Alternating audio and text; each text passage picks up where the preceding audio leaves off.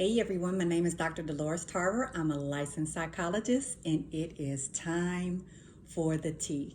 Tea Time was created as an opportunity to encourage people toward their wellness goals. It is not a substitute for therapy, but more of an opportunity to learn strategies to be the best version of yourself. So, in our last episode of season 1 of Time with Tarver, we discussed that we would be talking about goals for our first episode of the new season. And I know that sometimes it's difficult for us to be able to set goals. It's also difficult for us sometimes to be able to achieve those goals. So I wanted to make sure that in this first episode in this new year, we talk about those things that interfere with us being able to be successful with our goals, as well as some strategies to improve the likelihood that we will be successful. So, goal setting. Sometimes people have difficulty setting goals because they don't really recognize the components that are important in terms of being able to establish a goal. A goal needs to be specific, and we are sometimes lofty with our goals, and we're often not concrete with our goals. So it needs to be specific, observable, and measurable, but it also needs to be realistic. So specific, that means there needs to be steps. You should be able to articulate how to be able to get to that end goal, what the steps are, because this thing that you're trying to get to is something that is specific. So what would that mean? For example, weight loss is a common goal that people have. Weight loss is not a goal in itself. A goal for weight loss would be something like, I want to lose 1 to 2 pounds per week, or I want to lose 2 pounds per month. That is a specific goal. And then the steps to that might be, I'm going to track my calories using an app that will allow me to input what I'm eating to see how many calories I'm ingesting per day, because I know that in order for me to lose weight, I have to be able to take in less calories, or that I need to be able to compensate with some exercise so that the exercise is offsetting some of the intake of the food. So I realized that in order for me to lose, and then a lot of these apps do this calculation for you, which makes it really convenient, because you may say, I have a goal weight, for example, of, I like even numbers, it's easier for me to do math, 160 pounds. And so you tell the app how frequently or how soon you would like to get to that time frame, which is also important in setting a goal, how quickly you would like to reach that goal. So I want to get down to 160 pounds in 3 months. Now that might be realistic if I'm 180 pounds or 170 pounds. That is not going to be realistic if I'm 350 pounds, right? So it has to be something that I'm able to attain, which is another reason why we don't end up reaching those goals, is because it's not an attainable goal. So I need to make sure that when I'm setting this goal, that it is something that I have the capacity to reach. So I want to be a millionaire, which again, not a goal. I want to have an increase in income by February 2nd of $100. That's a goal, right? It's got steps. So how I'm going to reach that increase in income, I'm going to put aside $10 every week to be able to reach that goal, right? So specific, it has steps. Action steps are really important when you're trying to reach a goal. I've got a deadline of that February, right? So that's how you create a goal. What gets in the way? Inconsistency. So I say I want to save a certain amount of money. I want to save that $100 by February, but I start out with $10 per week, and then I don't continue. So I skip week 2 and say, okay, I'll double up in week 3, but I don't double up in week 3.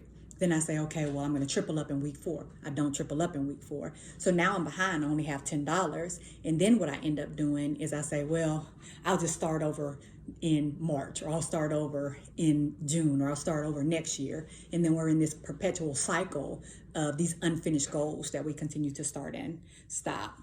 We're not fully invested or committed in something. Sometimes we do things because we think it's the right thing to do, or I should be doing it, but it's not something I'm invested in. I see people do that a lot with finishing their education. So maybe I want to go back and complete that GED. Maybe I want to go back and complete that certification, or I'm 2 classes short of getting my bachelor's. But I'm not really committed. I'm not in a place right now where I really want to go to school. I'm unfocused. I'm having a hard time even managing the things that I have in my life. So that would not be a good time to start that goal. And timing is an important part too. Am I mentally ready and am I physically ready to be able to start this goal? Let's say that I have had some significant health problems going on right now, so I don't even have the energy to be able to do things. And here I say I want to start a business, which again, not a goal, being able to have steps, right? So I want to establish a corporation, right? That would be a goal. So let me get the information about what is required to start a corporation in my state. What is that corporation going to be based on? What kind of product or commodity, right? So those are the things that we're able to establish as goals. The business is down the line. There are some things that need to be set up beforehand. The business license, need to get an accountant, need to make sure my taxes are being filed appropriately, need to understand the tax laws around this business, right? So those are some of the things that often interferes because I don't do my research. I don't know what it will require for me to be able to do this thing that I have passion about. And that doesn't mean I don't want you all to have passion, or I'm not encouraging you to be passionate. I'm encouraging you to do both. I want you to be both passionate and get some research and education and information about whatever it is. We often get information from other people, and they're not necessarily people that have accurate information.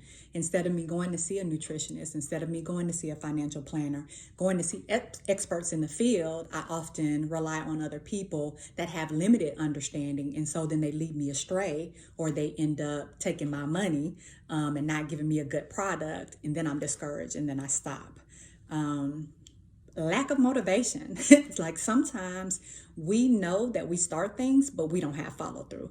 We don't have stick with itness that we're going to actually continue on. So I need to address that as a challenge for me before I even start something, right? Or I have all this unfinished business that I haven't taken care of. So I've got tax debt that I haven't paid, or I've got outstanding bills in places that I haven't taken care of. And so I'm not able to access these services. Like, for example, I can't even get a bank account because I owe money at these other banks. And so they run my banking history, and they don't want to deal with me because I haven't been a good customer. So sometimes we have to have the smaller steps of let me clean up some of those things. And those aren't things that we need to be embarrassed or ashamed about. They're just simply things we need to create a plan for so we can fix them.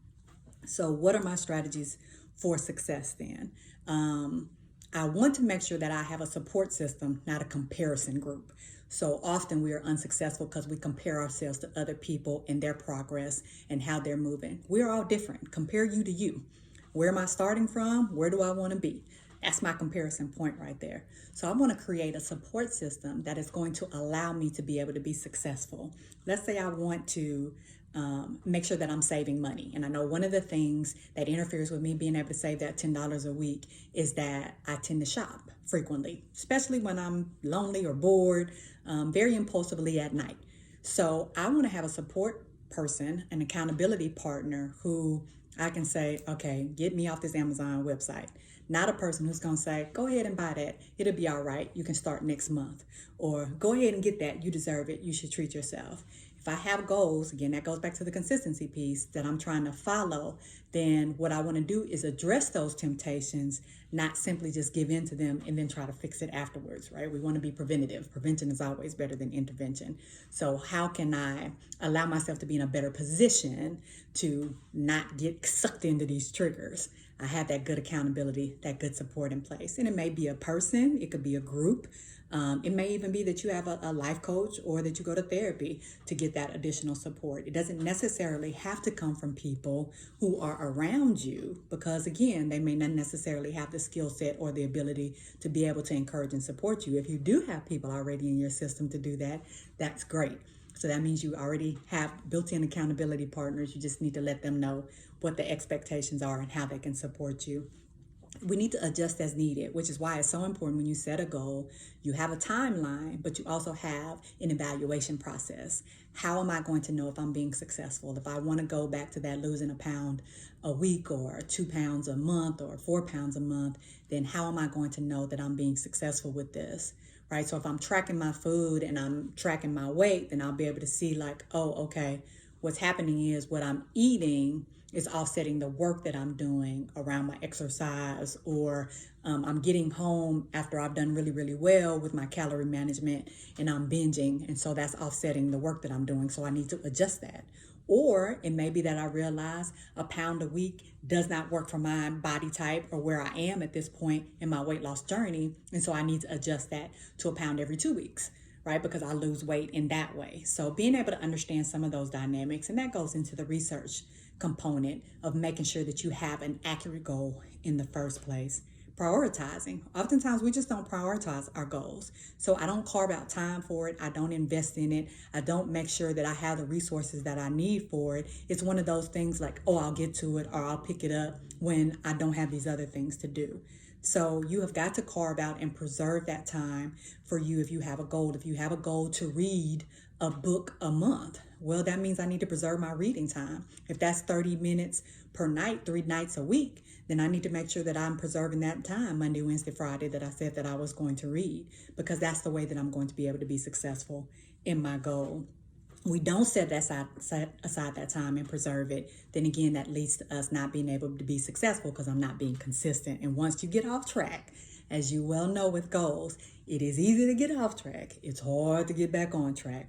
So again, we want to set ourselves up for success. We want to make sure that we're doing things to be preventative because we know what our triggers are.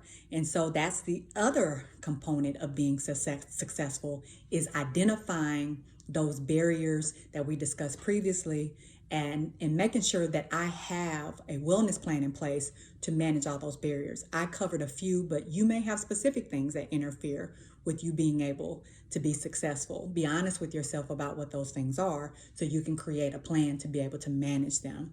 We sometimes want to bury things that are difficult and not deal with them, avoid them. But I encourage you to face them and create strategies to be able to manage them, because it is that plan that's ultimately going to allow you to successfully reach those goals.